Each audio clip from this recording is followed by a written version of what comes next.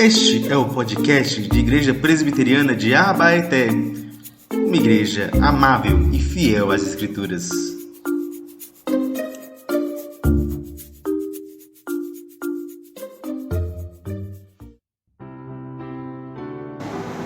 Vamos lá, a palavra do Senhor nos diz assim nessa noite.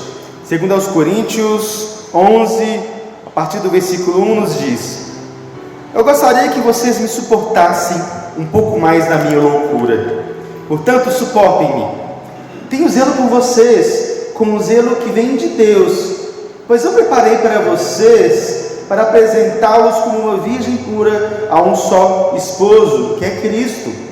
Temo que, assim como a serpente, com a sua astúcia enganou Eva, assim também a mente de vocês seja corrompida e se afaste da simplicidade e pureza devidas a Cristo.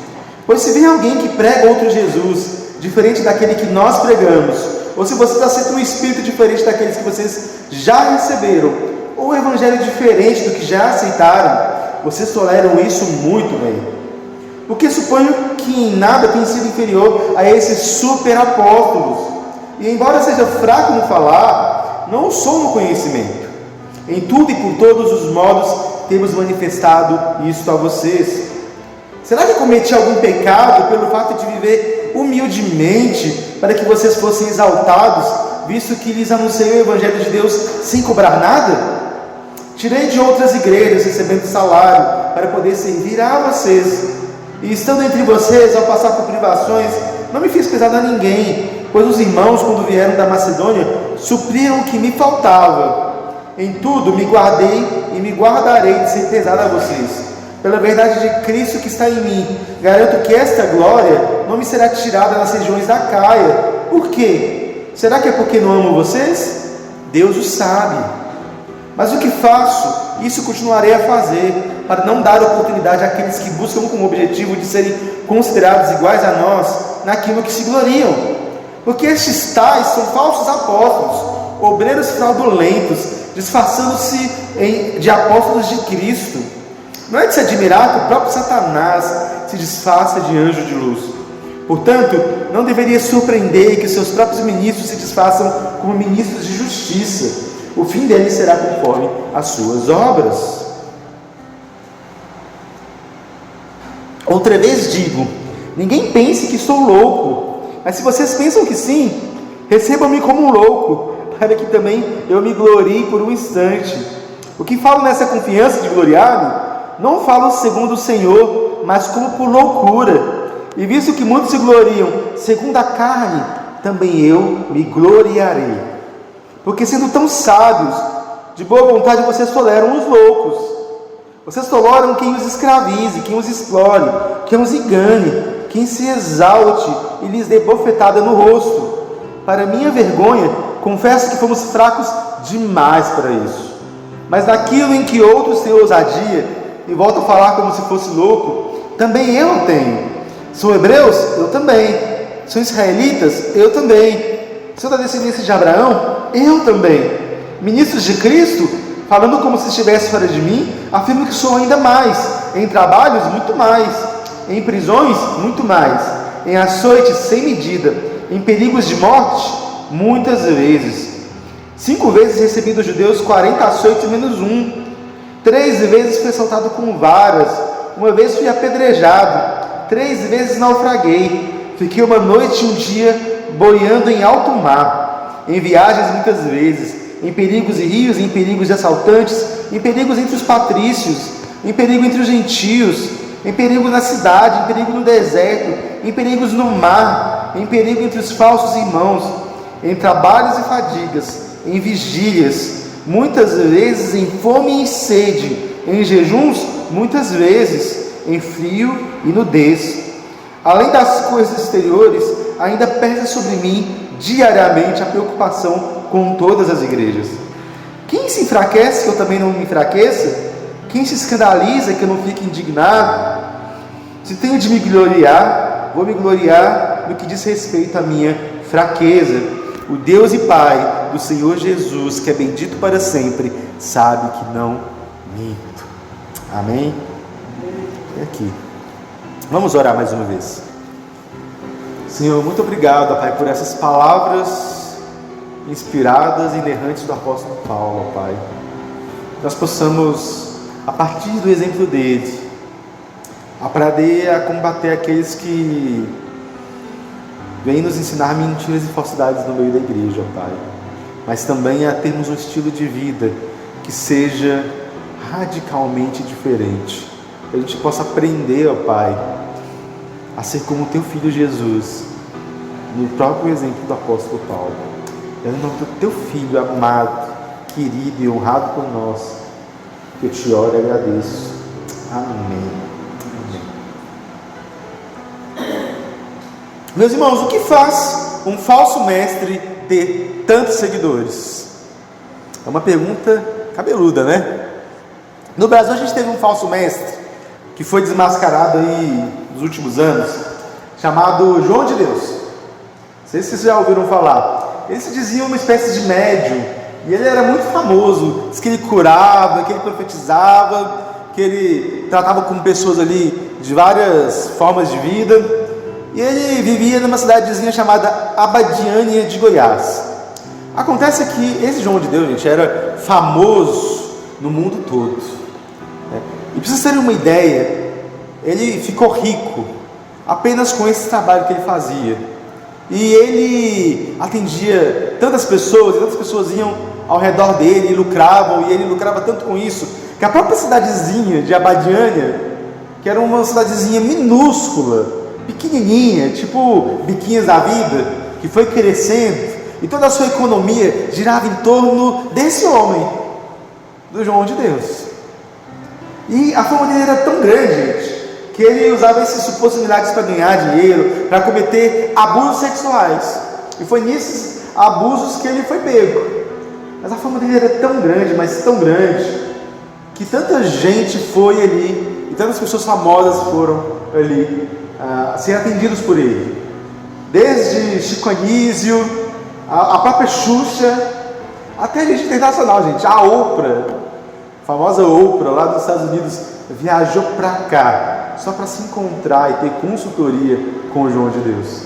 O que faz com que uma pessoa assim seja seguida? Uma pessoa com tantas más intenções, com um coração tão obscuro, que usa o nome de Deus para poder ganhar dinheiro e abusar de pessoas, cometer abusos sexuais. No Brasil, outros exemplos não faltam. O que a gente mais tem aí são igrejas que prometem curas e libertações, que vão em rede nacional pregar um evangelho da prosperidade, um evangelho coach, um evangelho que tem muitas bênçãos para dar, mas não tem o próprio evangelho, mas que não tem Cristo. Pessoas que têm inclusive canais de televisão, que são donos e que muitas vezes a gente acaba cedendo a eles, ouvindo os programas deles, ou até assistindo o canal deles. Por que eles fazem tanto sucesso? Porque eles pregam aquilo que as pessoas querem ouvir. Eles pregam muitas vezes aquilo que as pessoas querem ouvir. Já viu aquele ditado que todo dia sai uma pessoa esperta e um bobo na rua? É mais ou menos isso. As pessoas, às vezes, elas querem tanto sucesso, elas estão tão desesperadas pelos ídolos delas, pelo poder, pela prosperidade emocional, pela prosperidade financeira, que elas vão em busca daquilo que alguém está oferecendo. E qualquer pessoa que lhe diga: eu vou trazer isso para você, eu vou resolver o seu problema, eu vou fazer com que você seja rico, próspero. Qualquer pessoa que diga isso, a pessoa vai lá e se consulta, vai lá e abre o coração, porque é isso que essas pessoas querem. Eles cantam uma mensagem de glória, eles cantam uma mensagem de glória, mas não a glória de Deus, a glória terrena. E Paulo está aqui falando para a gente também sobre esses falsos mestres. Paulo está aqui na parte final de sua carta. A gente tem visto aí, a primeira parte a gente trabalhou com mais profundidade, a gente tem visto aqui que Paulo tem aqui falado para a gente sobre as marcas da verdadeira vida cristã, sobre como a gente é chamado para ser carta viva, tesouro de barro, ministros de Cristo, como a gente é chamado a ter uma vida que embeleza e que glorifica a Deus. E depois Paulo muda de assunto, que a gente tratou semana passada, sobre a generosidade, sobre como nossa vida tem que se igualar a Cristo, inclusive nas nossas contribuições. E Paulo agora termina com o último desafio que ele tem. Porque, lembram, a relação de Paulo com aquela igreja era uma relação complexa, uma relação complicada. Tinha gente ali no meio deles que havia falado mal de Paulo, que havia tentado rebater Paulo e que estava pregando um falso evangelho. E Paulo parece que ele está lidando ainda com os resquícios. A maioria da igreja parece ter se convencido com as últimas cartas de Paulo, mas agora Paulo ele quer lidar com o remanescente. Ainda tem gente ali que é contra Paulo, ainda tem gente ali que é falso mestre, está destruindo a igreja e que está ensinando coisas que estão levando as pessoas contra Paulo. Mas perceba, Paulo não levanta a questão de se defender e de mostrar que ele é de fato um apóstolo autêntico de Jesus. Ele não levanta essa questão simplesmente para defender a honra e a glória dele. O que está em jogo é a mensagem do evangelho, porque aqueles homens não apenas descartaram Paulo, mas também a mensagem que Paulo pregava. Eles não descartavam apenas Paulo, mas também o evangelho de Cristo, porque eles estavam querendo ensinar aquela igreja a ter sucesso, a ter fama, a ter poder, a ter as glórias terrenas, ao invés das glórias do evangelho. E a figura de Paulo, e a própria vida de Paulo, quem Paulo era de fato, era um empecilho para essa pregação deles, porque afinal eles estavam querendo pregar riqueza, prosperidade, mas quem havia plantado aquela igreja era um homem humilde, um homem simples, um homem que dependia da oferta de outras igrejas para estar ali. Percebe? Paulo está aqui querendo rebater esse ministério dos falsos mestres, e ele coloca a sua própria vida em xeque, ele coloca a sua própria vida como um exemplo, para mostrar que a verdadeira glória do evangelho, a verdadeira glória que nós devemos ansiar, não está nas coisas deste mundo, mas na nossa própria fraqueza, no próprio exemplo de Cristo. E é isso que ele vai trabalhar aqui. Primeiro ele vai lidar com os falsos mestres de maneira profunda. Ele quer que a gente tenha consciência para nós do perigo que é a gente ter contato com esses falsos mestres, a gente ter na igreja pessoas que defendem essas visões. Ele está afirmando aqui que ele é zeloso com a igreja. Ele começa aqui dizendo que ele quer que a igreja seja entregue a Cristo como uma noiva virgem, como uma noiva pura para o seu Cristo, para o seu mestre. E aí, o que ele está colocando em jogo aqui é a própria santidade da igreja.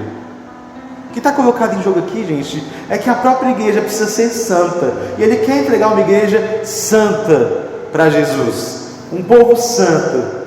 E ele fala então sobre como Eva foi enganada naquele jardim, para mostrar para a gente o que ele pensa desses falsos mestres.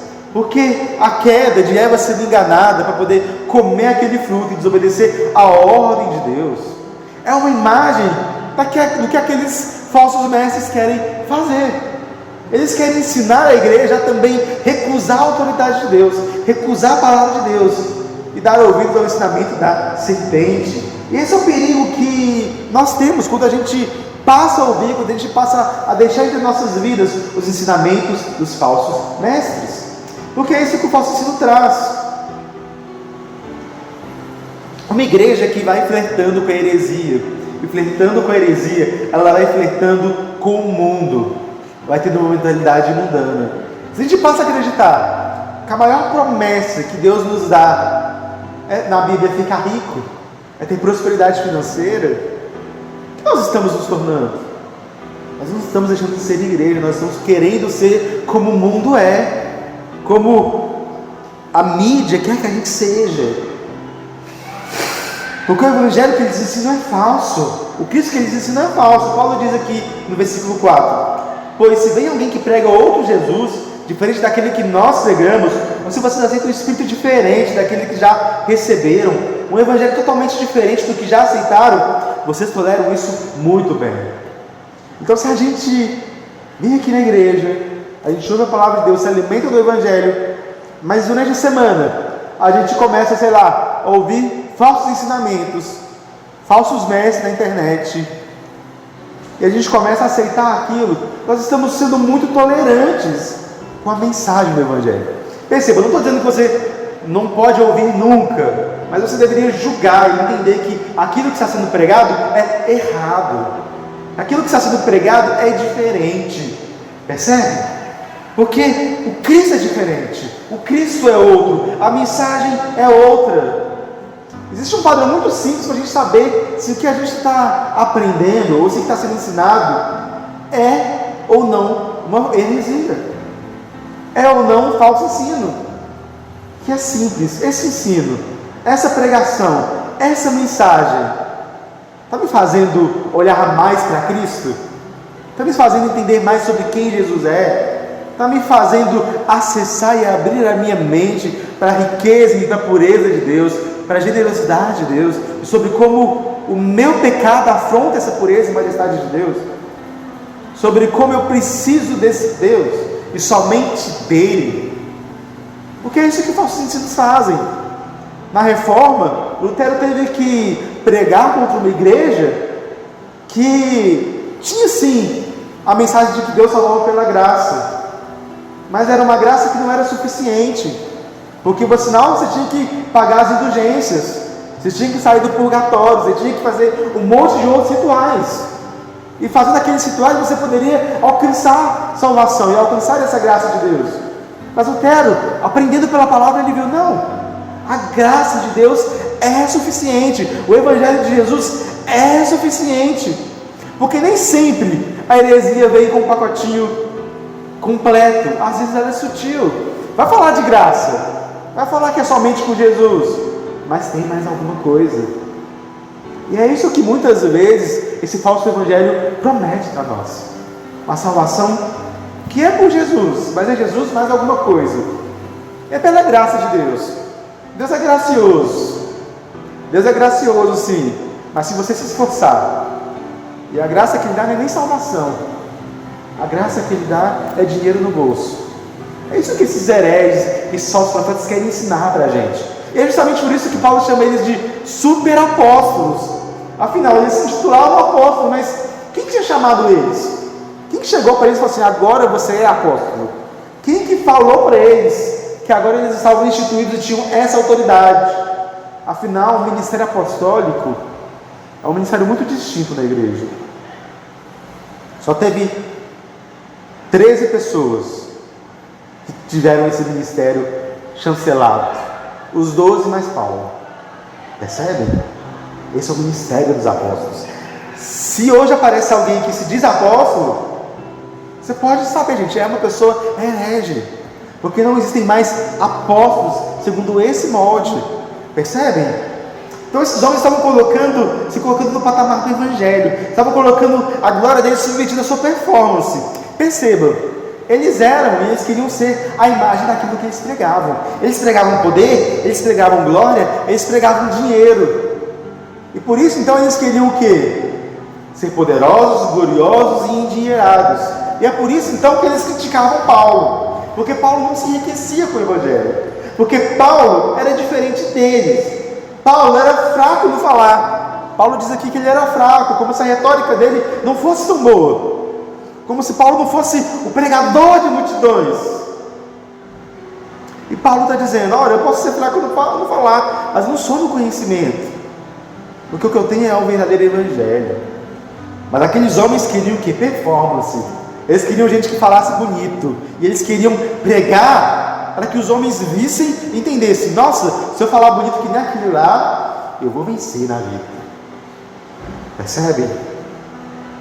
Paulo era humilde, Paulo falava de sofrimento demais, Paulo sofria demais, mas aqueles homens não queriam uma vida com sofrimento, queriam uma vida, um evangelho que não tivesse nada a ver com sofrer. Eles tinham consciência de que Paulo pregava o evangelho verdadeiro, de que o evangelho que eles pregavam era diferente do evangelho de Paulo. Eles tinham essa consciência, e é por isso então que eles começaram essa campanha de difamação de Paulo, para dizer ao mundo que Paulo era errado, como se o Paulo fosse o herege da situação. É como se esses superapóstolos fossem uma imagem dos nossos apóstolos atuais. Hoje em dia nós temos muita gente que se diz apóstolo, Nós temos aí pessoas que são apóstolos, não sei nem como. Existe uma convenção mundial de apóstolos, para vocês terem ideia. Percebem? São pessoas que perderam completamente a noção. Pessoas que se mostram fortes e poderosos. Na faculdade eu lembro que eu peguei para estudar um desses apóstolos, um desses falsos apóstolos, para poder ver a abordagem midiática dele, né? Na faculdade, não no seminário, na faculdade secular. Para tentar entender a ideia de mídia e tal, estava interessado nessa temática de religião e mídia, e eu fui tentar entender. Gente, era tão triste, porque metade do programa eram uns testemunhos de cura, que eu vou dizer para vocês, parecia ser muito falso. Aí eu conheço gente que já foi paga para poder fingir estar endemoniada em culto. Eu conheço gente que já foi paga, deu um sorrisão na boca da pessoa, a pessoa vai falar que estava com câncer e dizer que foi curada. Sabe, tem gente nesse mundo que maquina e que trabalha para o mal. Pessoas que estão ali dizendo, colhendo possibilidades. E não duvido que talvez alguns milagres verdadeiros aconteçam ali. Porque a própria Bíblia nos fala de falsos profetas que fazem milagres verdadeiros para testar o conhecimento do povo de Deus. Mas no meio daquilo de tudo, o que você não ouvia falar era o nome de Jesus. O que você não ouvia falar era a palavra de Deus. O que você não ouvia falar era o tema da salvação. O que você não ouvia falar era a graça de Deus. Porque por meio das suas ações de cura, eles não conseguiam curar aquilo que era mais necessário, o coração dos homens. São falsos deuses deste mundo, falsos mestres deste mundo, que prometem sobre prosperidade, riqueza, e que se gloriam nisso, que se gloriam em ter, se gloriam na performance. Falsos mestres, profetas que distorcem a palavra e o amor de Cristo para fazer com que os homens continuem no pecado, tendo a sua mente amortecida. Sabe? O que me preocupa muito quando eu vejo grandes personalidades, pessoas famosas que se convertem, é que tipo de relação e de discipulado daquela pessoa está tendo.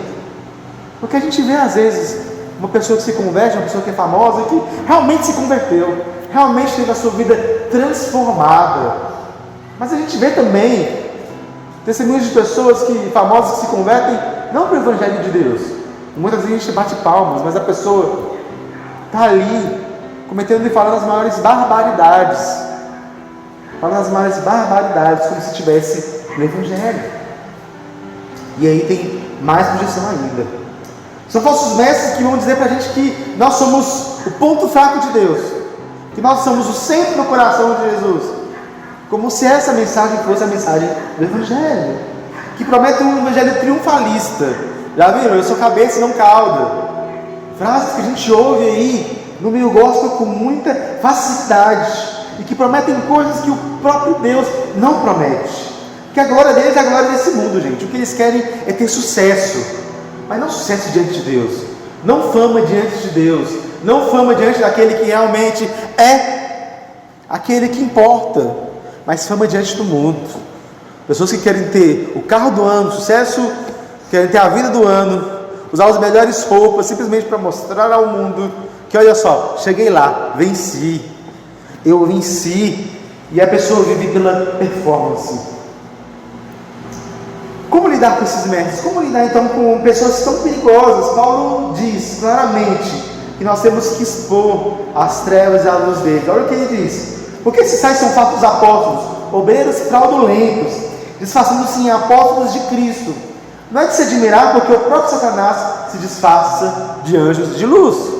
Paulo compara essas pessoas com o próprio Satanás, com o próprio diabo, com o próprio inimigo de nossas almas. Sim, eles são falsos, a gente precisa dizer isso claramente ao mundo. Esses que ensinam essas coisas, elas estão acalentando almas para o inferno, estão deixando as pessoas sendo seduzidas por essa mensagem, enquanto não falam de arrependimento, não falam de mudança de vida, não falam de transformação, não falam de graça, não falam de Jesus. Estão levando as pessoas para um caminho de morte. Então a gente tem que chamar eles pelos que eles são, de falsos profetas, de hereges, de homens maus, Percebem? Quando a gente está estudando Apocalipse, a gente vê que uma das coisas que Deus reclama das igrejas, das 7 igrejas em Apocalipse, é que eles toleram Jezabel. Eles toleram o falso ensinamento. A gente precisa entender isso. Porque hoje em dia é comum a gente ver alguém falando mal desses falsos mestres, falando mal desse falso evangelho que é pregado, e alguém logo levanta e diz: quem é você para julgar? Quem é você para julgar? Gente, Deus te deu um cérebro. Deus te deu a Bíblia, a palavra de Deus, para justamente você ouvir e poder julgar as coisas, poder contemplar e colocar na balança. Você está ouvindo, se você conhece o Evangelho, você consegue saber se o que você está ouvindo é a mensagem de Deus ou não. Percebem? As pessoas vão dizer: ah, mas está pregando e ganhando almas, o que você está fazendo? Bem, se o Evangelho está sendo pregado é falso, não está sendo ganhando almas. Percebem? A gente precisa entender que o Evangelho que salva é o Evangelho de Jesus Cristo. Essas frases até parecem piedosas, mas são na verdade uma tolerância para com o erro. É muito diferente, meus irmãos, abrindo aqui um outro parênteses, né? Do irmãozinho que é confuso na fé. Do irmãozinho que às vezes não tem um entendimento correto da palavra de Deus e que às vezes fala alguma coisa, e às vezes está numa célula, está em algum lugar e está falando algo que é errado, e aí a gente corrige aquela pessoa em amor. Essa pessoa não é um falso mestre, só para entender, viu?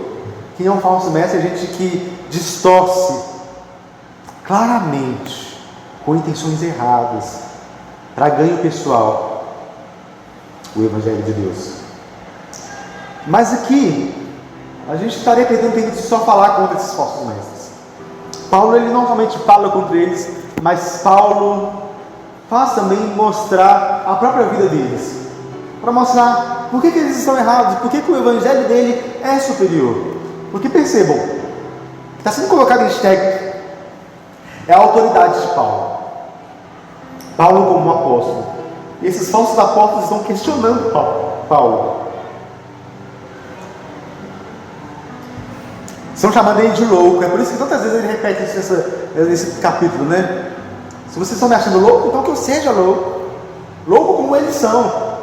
E aí Paulo então, ele começa a quase que rebater esses homens frontalmente. Olha, vocês estão falando que eu sou louco? Eles estão falando que eles são super apóstolos, que eles têm as credenciais, a famosa carteirada. Eles dão carteirada, eles falam assim: eu sou apóstolo de Jesus, eu sou um homem de Deus, eu sou um homem que vem pregar a palavra. Então o apóstolo Paulo vai lá e fala assim: você quer dar carteirada? Então vamos dar carteirada. E Paulo então começa a colocar, eles se gloriam nisso.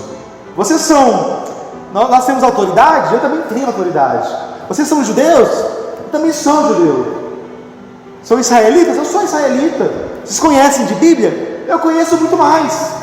Paulo vai rebatendo cada uma dessas coisas. Esses homens se achavam melhores por serem judeus. Esses homens se achavam melhores por conhecerem a palavra de Deus, por conhecerem o Antigo Testamento. Mas o que Paulo está querendo dizer aqui é o seguinte: olha, muito mais eu, que era um fariseu. Um fariseu, gente, é um homem que gasta 30 anos de sua vida para estudar a palavra, para estudar o Antigo Testamento. A gente fala muito mal dos fariseus, porque os fariseus eram do grupo ali que sempre confrontava Jesus, né? Mas os fariseus não eram problemáticos por serem fariseus, mas pelas ideias erradas que eles tinham. A gente tem bons fariseus, a gente tem Nicodemos, a gente tem Judá de Arimateia, que eram bons fariseus e bons exemplos, e que foram discípulos em alguma medida de Jesus. Mas Paulo era um fariseu. E o fariseu é um homem que se dedica a ter zelo pela palavra. O mínimo do mínimo que o fariseu tinha decorado na cabeça de cor, falar salteado, era a Torá, o Pentateuco, os 5 primeiros livros da Bíblia, de Gênesis a Deuteronômio. Percebe? E é bem provável que, como Paulo era um bem aplicado, né, bem zeloso, Paulo, ele soubesse sobre muitos outros livros do Antigo Testamento de cor, porque ele passou a vida dele estudando e aprendendo. Então esses homens falam que têm conhecimento da palavra de Deus. Paulo diz: eu tenho muito mais, eu era um fariseu. Percebe? Paulo é um exemplo de vida perfeito, de quem era crente, perfeito em alguma medida, vocês entendem, né? Ele se coloca aí como um modelo de vida para a gente de um crente, porque Paulo era um homem que era tão zeloso, mas tão zeloso pela palavra de Deus, e quando o evangelho surgiu, ele achou aquilo tão estranho, tão diferente, como vocês estão falando que um carpinteiro de Nazaré é o Messias, que Paulo começou a perseguir a igreja. Paulo era tão zeloso que o zelo dele era quase que perverso, né? Ele começou a perseguir a igreja, e perseguir os crentes, e perseguir o povo do Senhor. Lá em Atos, nos deixa muito claro que quem estava por trás e quem ordenou a execução de Estevão foi o próprio apóstolo Paulo. Ele estava ali entre aqueles que jogavam pedras. Alguém que era tão zeloso por Deus, que chegou a matar por Deus. Não que Deus tenha pedido, mas o seu zelo, ele achava que devia matar. Era esse homem. Mas Paulo, ele é convertido de maneira tão dramática, quando ele está ali indo perseguir os irmãos em Damasco. A vida dele é tão transformada que ele ouve o clarão e ouve a voz de Jesus dizendo: Saulo, Saulo, por quem persegues? Então, essa transformação é dramática. Alguns colocam um cavalo que a gente não sabe se tinha, mas colocam a expressão cair de cavalo, vem disso, né? Vem dessa ideia. Acho que ele estava ali caminhando, provavelmente a cavalo, então ele cai de cavalo, então ele fica cego. Então, ele é levado a um homem chamado Ananias, que ora por ele, ele é curado, ele ouve o Evangelho, ele ouve sobre Jesus. Então, ele vai se aprofundar nesse conhecimento com Jesus. O próprio Cristo ressurreto vai ensinar ele na Arábia durante um retiro que ele tem. Imagina, ele tinha um retiro particular com Jesus durante 3 anos. É o próprio Cristo que o chama agora a ser apóstolo dele. É o próprio Cristo que chama a ser apóstolo dele. Paulo pergunta agora: vocês acham que eles são ministros de Cristo? Eles colocam que eles são ministros de Cristo? Quanto mais eu que fui chamado pelo próprio Jesus, eu que persegui a igreja, mas agora pelo próprio Cristo, por uma revelação e pelo conhecimento que eu tive de Cristo, agora viva a vida por essa igreja. Percebem? Ele apresenta mais do que isso, gente, mais do que colocar, ele dá essa última grande carteirada. Olha, esses homens falam que são amigos de Cristo, mas cadê as marcas de Cristo nele? Porque eu sim carrego as marcas e os sofrimentos de Cristo. Eu sim carrego as marcas e os sofrimentos de Jesus. E a gente tem essa longa lista de tudo que Paulo passou: açoites, prisões. Paulo, ele sofreu tantas coisas, apedrejamento. Paulo, ele foi apedrejado, açoites, 39 açoites, né? 40 menos 1. Açoitado com varas, naufragou, se colocou num estilo de vida que era de sofrimento, ficou 3 dias à deriva no mar. E olha que isso aqui nem tinha passado ainda o grande naufrágio que é narrado lá em Atos 27, né? Então são várias coisas que vão acontecendo, várias viagens que são perigosas, de rios, perigo de ser assaltado, perigo de no deserto, perigo no mar, perigo de ser traído por pessoas, trabalhos grandes, fadigas, por amor ao Evangelho, sem ganhar dinheiro com isso, sendo sustentado por outras igrejas. Quando ele passou ali em Corinto, ele nem cobrou dinheiro da igreja ali, ele simplesmente foi sustentado por outros irmãos que queriam ver o reino de Deus crescer. E ele ainda diz mais: olha, a própria preocupação emocional com as igrejas, porque essas igrejas estão sofrendo. Ele diz aqui, se pesa a preocupação das igrejas no dia a dia, se a igreja está enfraquecida, eu também me enfraqueço, porque eu começo a me preocupar com aquilo, a me afadigar com aquilo. Se há escândalo na igreja, se há pecado não tratado, que escandaliza a igreja, que escandaliza o mundo, eu também me escandalizo, eu também tenho que lidar com isso. Percebe? Todas as dores emocionais que envolvem aquele trabalho, passando fome, simplesmente pelo Evangelho de Deus. Percebe como Paulo, ele tem uma virada tão grande na vida dele? Ele era aquele que perseguia, era aquele que vivia a vida dele maltratando os cristãos, por um pretenso zelo, Mas quando Deus o encontra de fato, quando Deus transforma a vida dele de fato, a vida dele é transformada. Paulo foi um homem, gente, consumido pelo Evangelho. Ele não foi perfeito. A gente consegue achar erros na vida dele. Quando ele encrespou lá com o João Marcos, por exemplo. Então, tem várias vezes que ele foi errado, mas ele foi um homem que se consumiu e que foi consumido pela obra de Deus. Ele foi um homem que o Evangelho anunciado por ele foi tão quente, foi tão poderoso.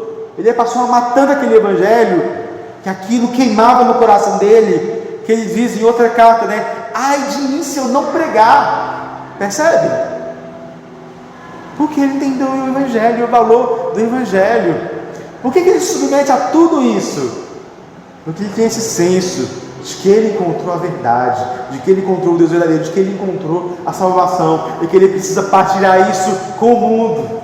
E esse desejo de partilhar, esse desejo de encontrar e partilhar com o mundo essa verdade, essa beleza, é profundo, porque ele foi consumido por esse Evangelho. É por isso então que ele dá essa carteirada nos falsos mestres, porque aqueles falsos mestres queriam e tinham uma ideia do Evangelho. Eles queriam e tinham uma ideia de um governo triunfalista, de um Evangelho que era simplesmente para eles, mas a vida de Paulo demonstra o contrário. Porque a grande ponta aqui do apóstolo Paulo, que ele fala que eu vou me gloriar nos meus sofrimentos, se for para mim ter orgulho de alguma coisa, se for para mim poder mostrar algo ao mundo e dizer, eu sou isso aqui, porque na verdade podia se gloriar em muitas coisas, né? Como esses falsos apóstolos, mas a glória dele era naquilo que os apóstolos não estavam se orgulhando, porque esse falso evangelho não se orgulha. A glória dele é o seu sofrimento, a glória dele é a sua fraqueza. Percebe? A glória dele é a sua fraqueza, é a glória de alguém que assume para si as dores de Cristo, que assume para si o Evangelho de Jesus, que assume para si isso de maneira radical, porque ele sabe que é na sua fraqueza que Deus trabalha, é no seu sofrimento que Deus vai trabalhando e colocando ele de maneira parecida com Jesus. Sabe, Jesus se encontra com a gente na nossa vida toda, mas especialmente no nosso sofrimento, especialmente nas nossas dores, especialmente na nossa fraqueza. Jesus se encontra com a gente, principalmente na nossa incapacidade. Jesus se encontra com a gente naquilo que a gente sabe que não pode fazer. É por isso que a graça de Deus se chama graça, porque nós não temos, nós não podemos, nós não conseguimos, mas Cristo está lá por nós e para nós. É por isso então que se temos que nos gloriar de algo, que seja na fraqueza, porque na nossa fraqueza nós encontramos Jesus, na nossa incapacidade nós encontramos Jesus. Essa é a marca do Evangelho. Paulo não se gloria nas riquezas, mas se gloria no Evangelho de Cristo, porque ele sabe que essa vida de dores, essa vida de sofrimento, essas fraquezas estão tornando ele parecido com Jesus. Porque perceba, gente, Jesus ele foi assim, Jesus é assim, porque a verdadeira glória do Evangelho está em Cristo, e Cristo é um paradigma, um padrão diferente desse do mundo. Jesus Cristo ele veio para poder inverter a lógica dos reinos deste mundo. Jesus veio trazer um reino invertido. Jesus é aquele que, antes da sua morte, no seu último momento com os seus discípulos, estava ali, não pedindo para que os discípulos o adorassem, mas estava ali de joelhos, diante dos seus discípulos, lavando os pés. Enquanto os reis deste mundo querem poder, Jesus é aquele que poderosamente, e sendo dono de todas as coisas, sendo o próprio Deus, se humilhou a tal ponto que lavou os pés dos discípulos como se ele mesmo fosse um escravo, por amor a eles. E aqui estava simplesmente conduzindo Jesus para o seu maior ato de servidão, o seu maior ato de serviço, que foi a cruz. Porque naquela cruz que Cristo estava fazendo por nós, era como que lavar os nossos pés. Mas era mais do que isso, era lavar a nossa alma, era lavar os nossos pecados. Porque naquela cruz Jesus estava ali se humilhando, se entregando à humilhação e se entregando ao próprio sofrimento até o fim por nós, para que a gente pudesse ser salvo e que a gente pudesse ter essa graça, que a gente pudesse ter essa transformação. E é esse Evangelho de Jesus, é essa imagem que Jesus quer que a gente tenha quando a gente pensa em sucesso. Quando a gente pensa em sucesso, quando a gente pensa em que a gente tem que chegar na nossa vida, qual que é o nosso padrão de vida, a imagem que Jesus quer que a gente tenha é a imagem dele na cruz, é a imagem de alguém que se entrega e que sofre por amor ao outro. É por isso que a vida de Paulo foi tão exemplar nesse sentido, que enquanto Paulo podia estar distorcendo o Evangelho e entregando a vida dele a isso, aos prazeres deste mundo, às riquezas, aos poderes, ele entendeu que ele foi chamado a ser servo como Jesus, e encontrar alguma imagem de Jesus nele, passando por esses sofrimentos. Percebam então que nós somos abençoados quando nós passamos por tribulações, nós somos abençoados quando nós em Cristo passamos por dificuldades, quando nós por Cristo e pelo Evangelho nós somos ignorados, nós somos perseguidos, porque esse é o padrão que Cristo quer mostrar para nós. O padrão de que vale a pena morrer para que outros possam viver, para que outros possam ter vida. E é isso que Jesus nos ensina, é isso que é a vida de Jesus expressada. É esse o modelo que Paulo quer que a gente tenha.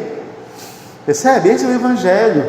O Evangelho é a imagem de Deus como aquele que é humilde e manso de coração, que se humilha, e que nós também devemos nos humilhar. E essa é a mensagem do Evangelho, essa é a mensagem do Evangelho encarnado em nossa própria vida. E é isso que Paulo está tentando martelar na nossa cabeça, nessa carta toda, de que a nossa vida tem que ser um exemplo de Cristo. Nós temos que ser uma carta viva, mas nós somos tesouros de barro, vasos de barro quebrado, vasos de barro que quebram facilmente, mas que tem um tesouro ali, profundo e oculto do Evangelho e da salvação. Para a gente terminar então, meus irmãos, algumas aplicações para a gente, algumas coisas que a gente precisa pensar. A primeira delas é que a gente precisa ter cuidado com o falso ensino. A gente precisa se perguntar sempre: isso que está sendo ensinado, isso que está sendo pregado, inclusive por mim, viu, irmãos? É algo que está falando do Evangelho? É algo que está colocando Jesus no centro? É algo que é verdadeiro? Tem a ver com a Bíblia? Está me ensinando sobre Jesus? Está me ensinando a ser mais parecido com esse Cristo crucificado? Percebem? A gente tem que ter cuidado com isso. E um mundo como o nosso, que várias pessoas têm acesso à informação, é muito fácil que falsos profetas tenham a primazia. Essa semana no Twitter mesmo, a grande discussão que o povo colocou ali era um desses teólogos, entre aspas, falsos mestres, colocando ali que a palavra de Deus não é inerrante, não é verdadeira, e querendo provar por A mais B que você pode até ler a palavra de Deus, mas ela não é verdadeira, ela não é inerrante, ela contém erros, ela é problemática. Mas não, gente, tudo aquilo que Deus fala é perfeito, e se isso aqui é a fala de Deus, aquilo que ela se propõe, o Evangelho não pode ter erro. Percebe? A gente precisa entender isso.